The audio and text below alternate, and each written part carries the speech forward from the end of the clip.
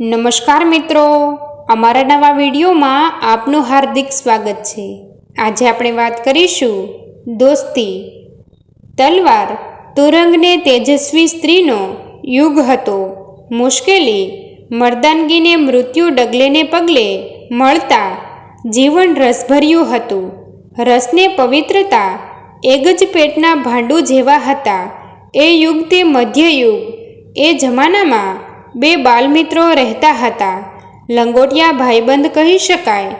એક ગામનો ગામેતી હતો, બીજો એક નાના સરખા ગામડાનો દરબાર હતો।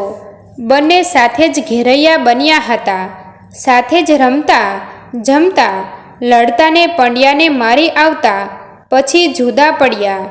દરબાર પોતાના નાના ગામડાનો વહીવટ સંભાળવા લાગ્યા, ગામેતી પોતાનું ગામ સાચવી રહ્યા। 56ના દુકાળ પહેલાં ઘણા દુકાળ પડ્યા છે, પણ તે સૌમાં 34મો દુકાળ અત્યંત ભયંકર મનાયો છે। એ દુકાળ જેણે જોયો છે તે કહે છે કે મનુષ્યમાં મનુષ્યત્વ ન રહે એવી ભયંકર મનોદશા તે વખતે થઈ ગયેલી। માણસોએ ઢોર ઢાંખર, વાસણ કૂચણ, ઘરેણાં ગાંઠા વેચ્યા, ઘર વેચ્યા, સર્વસ્વ વેચ્યું, પોતાના છોકરા વેચ્યા ને બીજાના છોકરા મારી ખાધા। એ દુકાળ જોનારા આજે એની વાત કરે છે ત્યારે કંપી ઉઠે છે। એ વખતે દરબાર ભારે મુશ્કેલીમાં આવી પડ્યા। આબરૂ સાચવી શકાય તેટલા દાણા ઘરમાં હતા નહીં। જેમ તેમ વાણિયાનું કરજ કરીને સામે વરસ પહોંચ્યા। સામે વરસ ભીનો દુકાળ પડ્યો। ત્રીજું વરસ પણ એવું જ નીકળ્યું। દરબાર કરજમાં ડૂબી ગયા ને ઘણી ખરી આપી। ગામેતી આ વખતે મદદે આવી પહોંચ્યો। તેણે દરબારનું કરજ ભરી આપ્યું, જમીન સોડાવી ને દરબારને પોતાને ઘેર લઈ ચાલ્યો। દરબાર ગામેતીને ઘેર આવ્યો ને 2 આંગળ પહોળી પાડીના ડાબલિયા ભરેલ ઢોલિયા પર બેસીને જૂના જમાનાની વાતો કરતા, પોતાનું બાળપણ સંભાળતા ને અમલ કસુંબા લઈ હુક્કો ગગડાવતા આખું વરસ બહુ મજેથી ગાળી નાખ્યું। સારું વરસ આવ્યું ત્યારે દરબાર ઘેર ગયા। એના જુવાન દીકરાએ ખેડ સંભાળી લીધી। દરબારે દીકરાને રૂપના ભંડાર જેવી પાતળી ગોરી તેજસ્વી ગરાસણી પરણાવીને પોતે ડેલીએ બેસીને પહેલાંની પેઠે પાછો ડાયરો જમાવ્યો। એક વખત આ પ્રમાણે ડાયરો ભરાયો છે ને કસુંબાનો રંગ જામ્યો છે। ત્યાં ડેલીએ એક જુવાને આવી ઘોડા પરથી ધબ નીચે ઠેકડો માર્યો ને કા દાદા ઓળખો છો કે કહેતાકને થોડીને દોરી ડેલીમાં પ્રવેશ કર્યો। હરણની રૂંવાટી જેવી ઘોડીની રૂંવાટી ગરાસિયા માત્ર જોઈ રહ્યા। ઓહો, આવ બાપુ આવ, તું ક્યાંથી કહીને દરબાર હુક્કા સહિત બેઠા થયા ને મારા બાપ તને ન ઓળખું એ બને કહીને મીઠાશથી બથ ભરીને તેને મળ્યા। શું કરે છે અમારા ગામેતી? બોલો, મજા કરે છે? તમારો પ્રતાપ છે? વાડીમાં ઘઉં ભારે ઊભા છે એમ? તરકોશીવાળું પડું ખેડ્યું છે ના? એ જમીન બાપ સોનાનો કટકો હોં? ગીગાભાઈ સોનાનો કટકો? દરબારે એક આશ્ચર્યિત શરણ તરફ ફરીને કહ્યું, આ લાઈ રામ રામ, હજી ન ઓળખ્યા? ગામેતીના દીકરા જુવાન થઈ ગયા। મંડળ વાતોએ ચઢ્યું, પણ તે દરમિયાન ઘોડી બંધાઈ ગઈ। વાળંદે ઢોલિયો ઢાળી દીધો ને દરબારના દીકરાને આવી સૌને વાળુનું આમંત્રણ આપ્યું। જૂની ને નવી વાતો થતી જાય છે। ભેંસના દૂધથી સલકાતી તાસળીને બાજરીના રોટલાની ઓર મીઠાશ સૌ અનુભવે છે, પણ પીરસવાને માટે બહાર આવતા વહુ વારંવાર સંકોચતા હોય છે તેવું દરબારને લાગ્યું। તેણે મીઠાશથી એ વાતનો નિકાલ કાઢ્યો વહુ બેટા, ગામેતીનો દીકરો એ મારો દીકરો જ જાણી લેજો. અમારા દેહ જુદા છે, પણ પ્રાણ તો એક જ સમજી લ્યો. મરદાથી ઢાંકેલું, પાની ઢંગ પહેરવેશવાળું ગરાસણીનું શરીર પરત બહાર આવ્યું. સોળાફળી જેવી આંગળીઓ દરેક જમીનદારની થાળી સામે પીરસાવા ફરી રહી. કોઈ ન દેખે તેમ ગામેતીના દીકરાએ નજર જરા ઊંચી કરીને આટલું જોઈ લીધું ને પાછો થાળીમાં નીચે મોંએ જમવા માંડ્યો. પણ ગરાસણીની પાતળી દેહલતા તેના મગજમાં પેસી ગઈ હતી. સ્ત્રી હોય, યૌવન હોય ને ગરાસણી હોય એટલે મોટા મોટા નરપુંગવના માન છૂટી જાય એટલું રૂપ એમાં અચૂક ભર્યું હોય. ગામેતીનો દીકરો તો દરબારને ત્યાં 5-15 દિવસ ગાળવા રોકાઈ ગયો અને ઘરના માણસ જેવો બની ગયો. બંને કુટુંબને આટલો સંબંધને આટલો પરિચય વધ્યો એટલે તે છૂટથી ઘરમાં હરે ફરે ને પોતાના ઘરમાં હોય તેમજ ગરાસણી સાથે પણ વાતચીત કરી શકે. પણ એ બધી મીઠાશની વચ્ચે એક ભયંકર લાલસા પોતાનું બળ વધારતી જતી હતી. પ્રસંગ વિના તો સૌ કોઈ સદૃષણના જ ઉપાસક છે. પ્રસંગ આવ્યે પાપ ન કરે તે વીર પુરુષ, પાપ કર્યા પછી પસ્તાવાથી જીવન ફેરવે એ એવો જ બીજો વીર પુરુષને એમાંને એમાં જીવન પસાર કરે તે જડ પદાર્થ. એક વખત એવું બન્યું કે કોઈ કામે દરબાર બહાર ગયા. દરબારનો દીકરો ગરાસણીના ઘરેણાં લઈ પાસેના ગામડે સોની પાસે સમારાવવા ગયો. ઘેર ગામેતીનો દીકરો જુવાન ગરાસણીને એક નોકર ડોસી એ 3 જ રહ્યા. જેની રાહ જોતો હતો તે ભયંકર રાત્રિ આવી. ડોસીને તો આગળથી જ સમજાવી રાખી હતી એટલે તેણે ઘરની સાંકળ વસાવાનું મૂકી દઈ નિરાતે ઊંઘવાનું શરૂ કરી દીધું હતું. જ્યારે ગામના કૂતરા પણ ભસતા રહી ગયા ત્યારે પોતાના હૃદયમાં ધબકારા સાંભળી શકે એવી સૂબકીદીથી ગામેતીનો દીકરો ગરાસણીના સુવાના ઓરડા તરફ ચાલ્યો. એના હાથે એક વખત બારણું ઠેલાયું અને પાછું ખેંચાણું.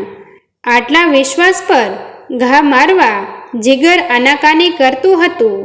પાપીમાં પાપી માણસ પણ પુણ્ય શું તે સમજે તો છે જ. બીજી ક્ષણે સુંદરમાં સુંદર ગોરું વદન અને ગરાસણીની આખી દેહલતા તેને નિશાની કરી રહ્યા. લાલસા પ્રબળ થતી હતી. વિશ્વાસ વહી જતો હતો. નિઃશબ્દ શાંતિ તેના પાપને ઉશ્કેરી રહી હતી. તેણે ધીમેથી બારણું ધકેલ્યું. તે ભડક્યો. તેના શરીરને સ્પર્શ કરી કોણ બહાર નીકળી ગયું. પણ એ તો ડોસી હતી.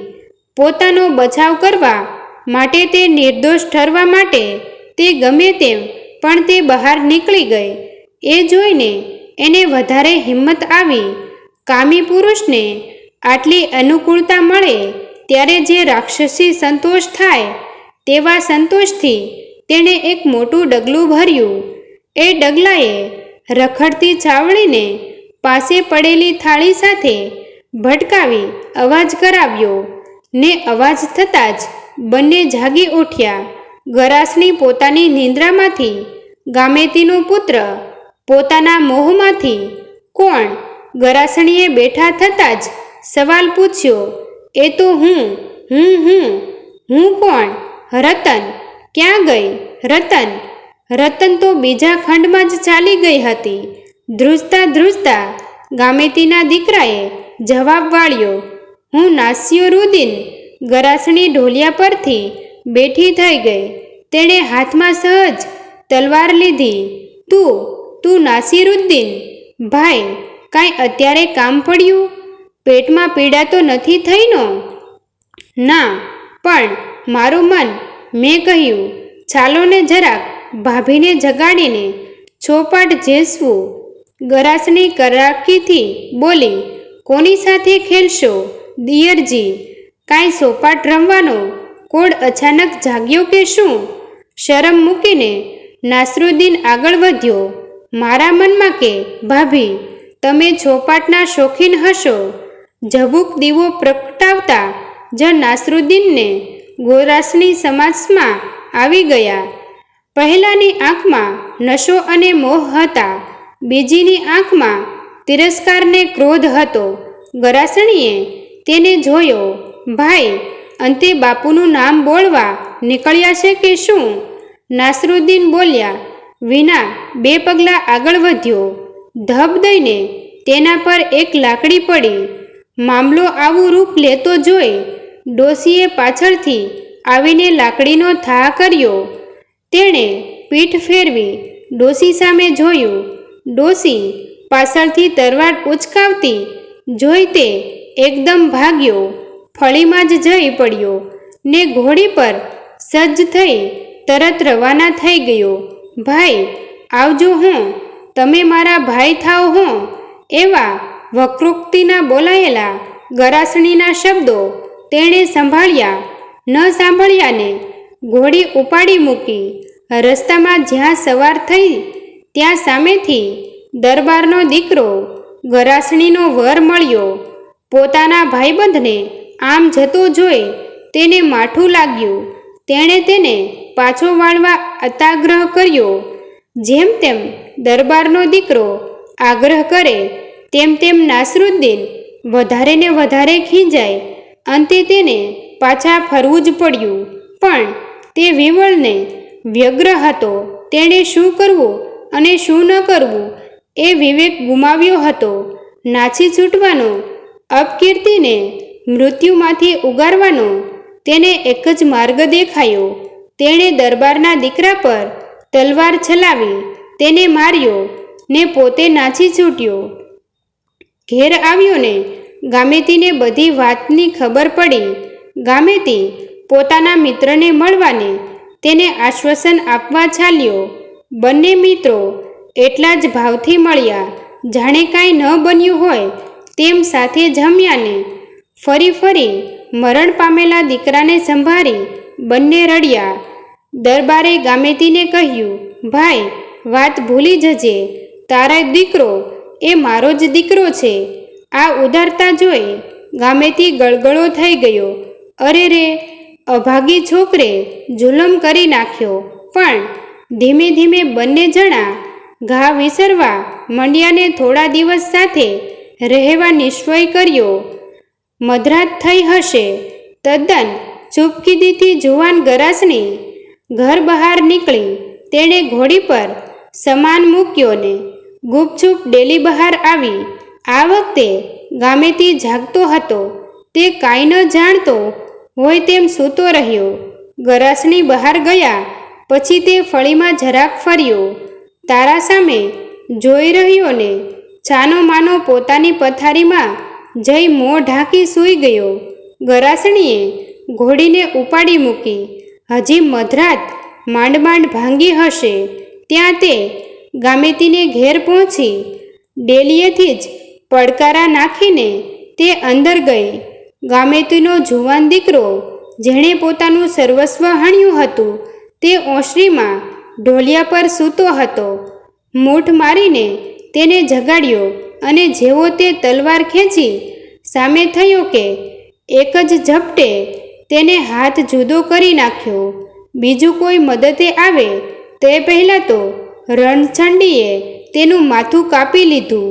ઉગ્ર વેગથી જેમ આવી હતી તેમ તે પાછી ચાલી ગઈ.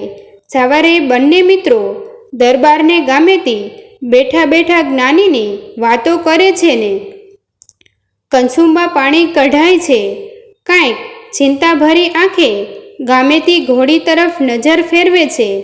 એ ઘોડીના પગ ધૂળવાળા દેખાય છે, થાકેલી જણાય છે અને ધૂળ પણ પોતાના ગામની લાગે છે. તે ઉપર ટપે હોંકારો ભણે છે. ગરાસીઓએ હંમેશની મીઠાશથી કહ્યું, વહુ બેટા કાંઈક ડૂગો લાવજો. હવે આજ તે મૂંગો હોય, ના ચાલે નહીં. એ તો હોય સંસારના ઘાટ ચાલ્યા જ કરે. મોને લાજવામાં છુપાવીને ગરાસણી ઘરમાંથી બહાર આવી. તેના હાથમાં થાળી હતી ને તેના પર કપડું ઢાંક્યું હતું. લાવ્યા કે? લાવો બેટા. ગામેતીએ થાળી લેવા હાથ લાંબો કર્યો. ઝડપથી લુગડું ખેંચવીને ગરાસણીએ મોઢા ડોળાવાળું લોહી થીજી ગયેલું ભયંકર ડોકું ગામેતી સામે ધર્યું. ના, નાસરુદ્દીન! ગામેતીનો બોલાઈ ગયું. તે ગરાસણી સામે જોઈ રહ્યો. ગરાસણી હજી ત્યાં જ ઊભી હતી. બેટા, સારું કર્યું, બહુ સારું કર્યું. પાપીને તો સજા જ ઘટે. વહુ, અરે રે! દરબારને અરેટી છૂટી. અરે રણચંડી, આ તે શું કર્યું? બાપ, આપણને આ શોભે? ધન્ય છે રજપૂતાણી. ગામેતી ફરી ફરી ધન્યવાદ આપી રહ્યો હતો. હાય હાય બેટા, તે ભારે કરી. મારો બીજો દીકરો હણી નાખ્યો. એ મારો જ દીકરો તે માર્યો. કાંઈ ફિકર નહીં વહુ બેટા. લ્યો હવે બીજો ડુંગો લાવો. શરમથી ખસાણી પડી ગયેલી આ મૈત્રી જોઈ આભી બની ગયેલી અને આ બે વૃદ્ધોની ધીરજ જોઈને ઠંડી પડી ગયેલી રજપૂતાણી લથડને પગલે ઘરમાં પાછી ફરી. એના વેરનો આનંદ ઉડી ગયો હતો. તેણે મહાપાપ કર્યું હોય તેમ તેને લાગતું હતું.